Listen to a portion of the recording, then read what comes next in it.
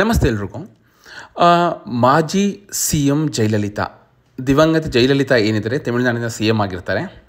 ಅವರಿಗೆ ಸಂಬಂಧಿಸಿದ ಎಲ್ಲ ಅಪಾರ ಒಡವೆ ವಸ್ತುಗಳನ್ನು ತಮಿಳುನಾಡಿನ ಸರ್ಕಾರಕ್ಕೆ ಹಸ್ತಾಂತರ ಮಾಡ್ತಾ ಇದ್ದಾರೆ.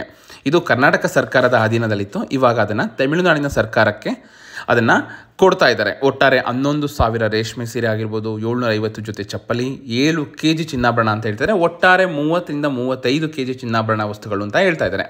ಸೊ ಈ ವಿಷಯಕ್ಕೆ ಸಂಬಂಧಿಸಿದ ನೋಡೋದಾದರೆ, ತಮಿಳುನಾಡು ಮಾಜಿ ಸಿ ಎಂ ದಿವಂಗತ ಜಯಲಲಿತಾ ಅವರಿಗೆ ಸಂಬಂಧಿಸಿದ ಎಲ್ಲ ಆಸ್ತಿ ಪತ್ರಗಳು, ಅಪಾರ ಒಡವೆ ಮತ್ತು ವಸ್ತುಗಳನ್ನು ತಮಿಳುನಾಡು ಸರ್ಕಾರಕ್ಕೆ ಹಸ್ತಾಂತರಿಸುವ ಪ್ರಕ್ರಿಯೆ ಆರಂಭವಾಗಿದೆ.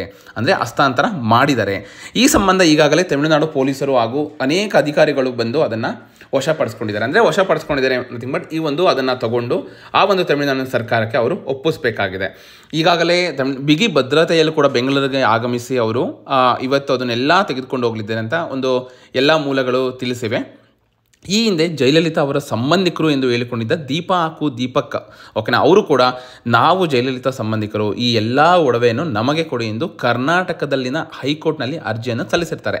ಆದರೆ ಹೈಕೋರ್ಟ್ ಅವರ ಅರ್ಜಿಯನ್ನು ವಜಾ ಮಾಡಿತ್ತು. ಇಂದು ನ್ಯಾಯಾಧೀಶರ ಸಮ್ಮುಖದಲ್ಲೇ ತಮಿಳುನಾಡು ಸರ್ಕಾರಕ್ಕೆ ಎಲ್ಲ ವಸ್ತುಗಳನ್ನು ವರ್ಗಾವಣೆ ಮಾಡಲಾಗುತ್ತದೆ ಅಂತ ಹೇಳಲಾಗ್ತಿದೆ. ವಕೀಲರು ಹಾಗೂ ತಮಿಳುನಾಡಿನ ಕೆಲ ಅಧಿಕಾರಿಗಳು ನ್ಯಾಯಾಧೀಶರ ಮುಂದೆ ಪ್ರತಿಯೊಂದನ್ನು ಮಾಹಿತಿ ನೀಡಿ ಚಿನ್ನದ ಒಡವೆಗಳನ್ನು ತೂಕ ಹಾಕ್ತಿದ್ರು. ಅದನ್ನೆಲ್ಲ ಕಂಪ್ಲೀಟ್ ಇನ್ಫಾರ್ಮೇಷನ್ ಕೊಟ್ಟು ತಗೊಂಡು ಹೋಗ್ತಾ ಇದ್ದಾರೆ ಅಂತ ಹೇಳಲಾಗ್ತಿದೆ. ಎಲ್ಲ ಒಂದು ತಮಿಳುನಾಡಿನ ಸರ್ಕಾರದ ಸುಪರ್ದಿಗೆ ಜಯಲಲಿತಾ ವಸ್ತುಗಳನ್ನು ಒಪ್ಪಿಸಿದ್ದಾರೆ. ಈ ಒಂದು ಅಕ್ರಮ ಆಸ್ತಿ ಗಳಿಕೆ ಪ್ರಕರಣ ಏನಿತ್ತು, ಈ ಸಂಬಂಧ ತಮಿಳುನಾಡು ಮಾಜಿ ಮುಖ್ಯಮಂತ್ರಿ ದಿವಂಗತ ಜಯಲಲಿತಾ ಅವರಿಂದ ಮುಟ್ಟುಗೋಲು ಹಾಕಿಕೊಂಡಿದ್ದ ಬೆಲೆ ಬಾಳುವ ವಸ್ತುಗಳು ಮತ್ತು ಆಸ್ತಿಗಳನ್ನು ಹರಾಜು ಹಾಕುವ ಬದಲು ತಮಿಳುನಾಡು ಸರ್ಕಾರಕ್ಕೆ, ಅಂದರೆ ಸರ್ಕಾರದ ಸುಪರ್ದಿಗೆ ನೀಡುವಂತೆ ವಿಶೇಷ ನ್ಯಾಯಾಲಯ ಈ ಹಿಂದೆ ಆದೇಶ ಮಾಡಿರುತ್ತೆ.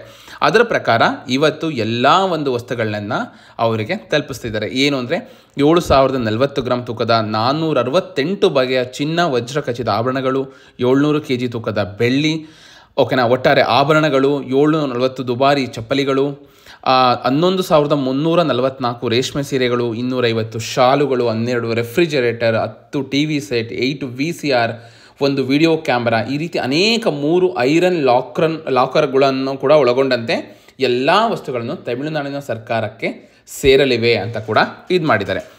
ಆದಾಯ ಮೀರಿ ಆಸ್ತಿ ಗಳಿಕೆ ಪ್ರಕರಣ ಏನಿತ್ತು ಅದರಲ್ಲಿ ಜಯಲಲಿತಾ ಚಿನ್ನಾಭರಣ ವಾಪಸ್ ಕೋರಿದ ಅರ್ಜಿಯನ್ನು ಕೂಡ ಹೈಕೋರ್ಟ್ ವಜಾ ಮಾಡಿದ್ದಾರೆ.